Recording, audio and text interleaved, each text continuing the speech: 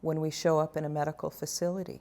That should be a basic, but the fact that we need to actually create a law to receive adequate care in a healthcare system, that's the problem.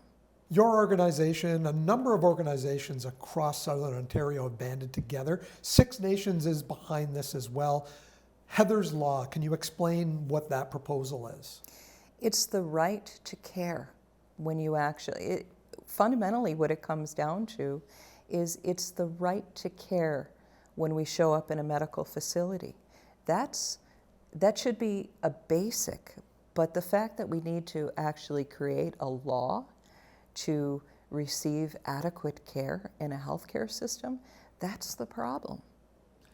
Her death could stand for change, and that's I guess if we go back into indigenous culture, that would be a fitting tribute to what she went through. And it is what her family's asking for. They don't want any other family, regardless of if they're indigenous or non-indigenous. They don't want to see another family go through their own pain. And to think about the grace of that, and it speaks to the grace of Heather as well. That's the legacy that she carries and that she represents, and an opportunity for us all to act within that grace. I can't think of anything more beautiful in humanity than bringing that forward. Besides the change in the way Indigenous people are treated in the health system, you also pointed out in your article that our health system itself is underfunded, it's overstressed, and there really needs to be some systemic change. There really does, and it is a question because when I was talking, I was speaking to Niagarans and more broadly to the public in Ontario. Why are we tolerating these cuts? Why are we tolerating that our system is so taxed? It's not fair to anybody, and it will lead to more tragedy, unfortunately. That's not right. But also that means we all have a responsibility to be part of the change. We know that Heather died from an infection. We know that that was what caused her death. But we really don't know a lot about why that wasn't caught, why that wasn't looked at. So, I mean, how can that going forward not happen again? Good question. And was blood work taken the first night that she was in? Because her mother reports that she received, the way that she found out about the infection wasn't from the hospital. It actually was from public health calling her and saying, oh, your daughter was pretty sick, and telling her after her daughter had passed that she had this infection.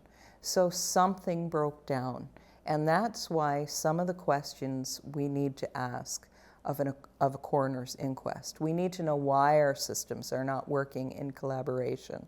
Such an inquest could take 6 to 9 months is what I've heard as well. Exactly. So let's get started. And that's the other part of the article. I couldn't believe when I read, the Fort Erie Native Friendship Center, we put out a statement.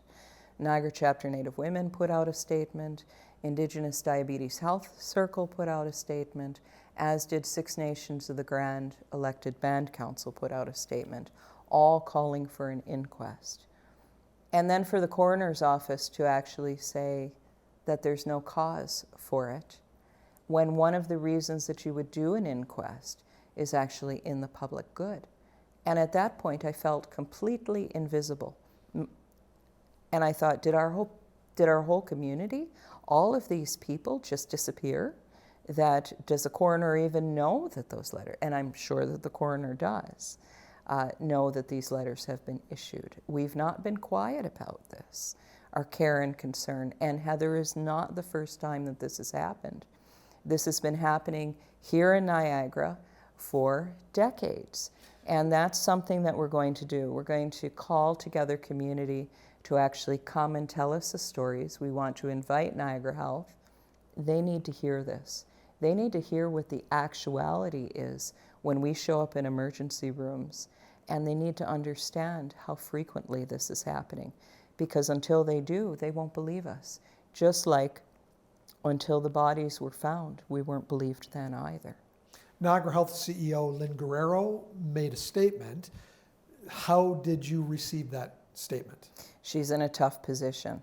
I got to say, leadership is hard. As somebody who's in leadership, I understand that. She toed the line where she could. It's not adequate.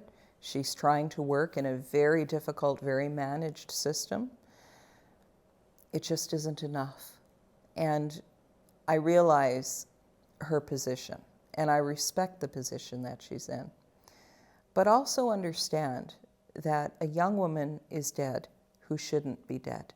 and who is ultimately responsible, and how are we going to bring about change unless we talk about it and get to the point where we can talk about it honestly.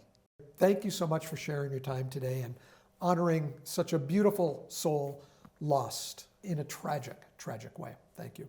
Thank you.